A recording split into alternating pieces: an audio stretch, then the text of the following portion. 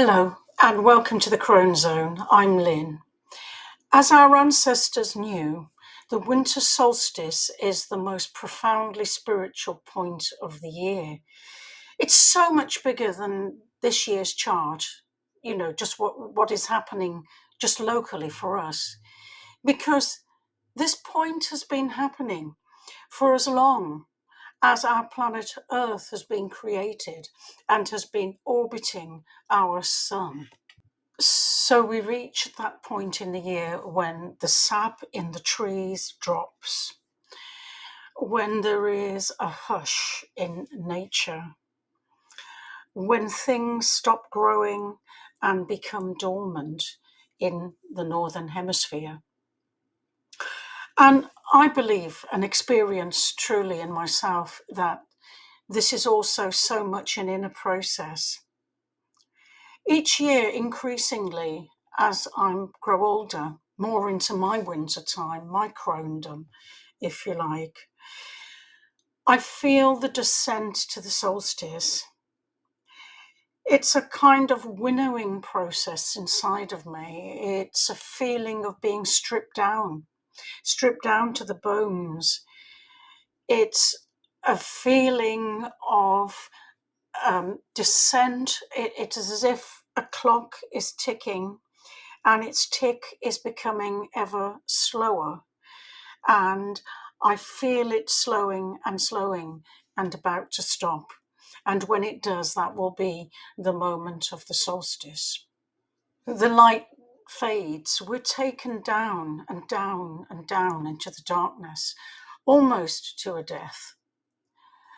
And there is that tiny, tiny flame flickering there, under threat almost.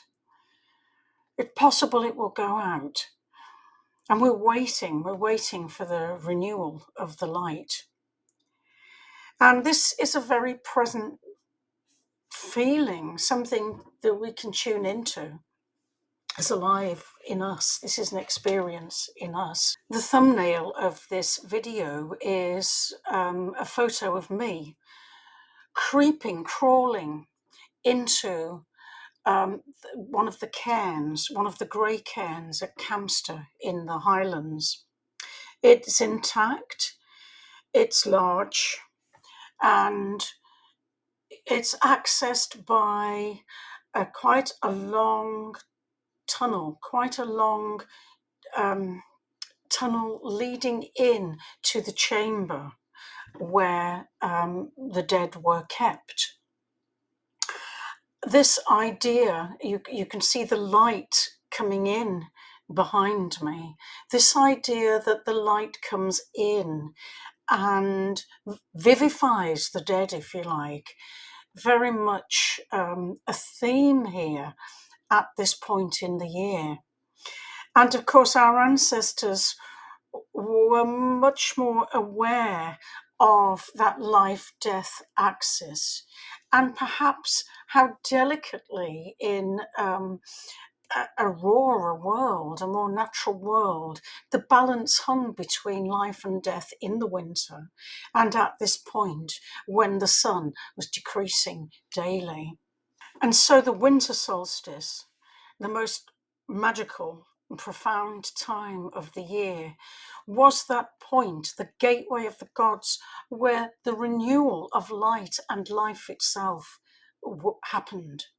Such a profound moment, such a profound flooding of the planet with the grace, the promise of renewal, of the sun returning.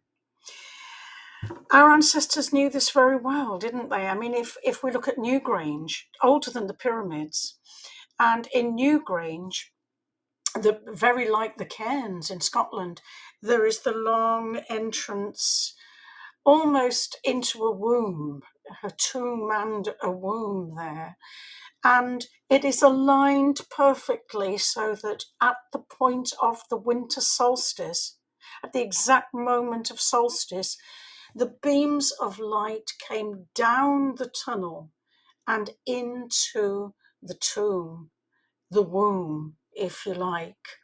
And so this moment of rebirth, this moment of life renewing itself from death is happening there. So a very, very profound symbolism, and not just a symbolism.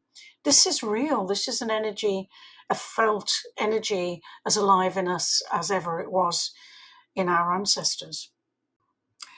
The word solstice means sun standing still, and the sun stands still for 3 days.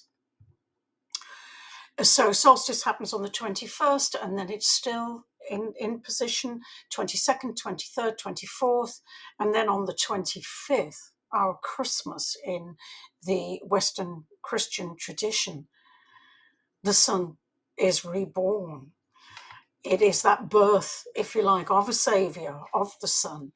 So no surprise that 25th of December is taken as at the Christmas period, as that point where the Christ Mass is celebrated. The sun will cross the celestial equator at 9:20 on the 21st of December this year, and that will be our moment of solstice. And I'm waiting for it eagerly. I am waiting patiently for it, and for this moment of renewal, this profound time, the most profound time of the year. So I will leave you with that thought and leave you to your own attuning to solstice this year. Thank you.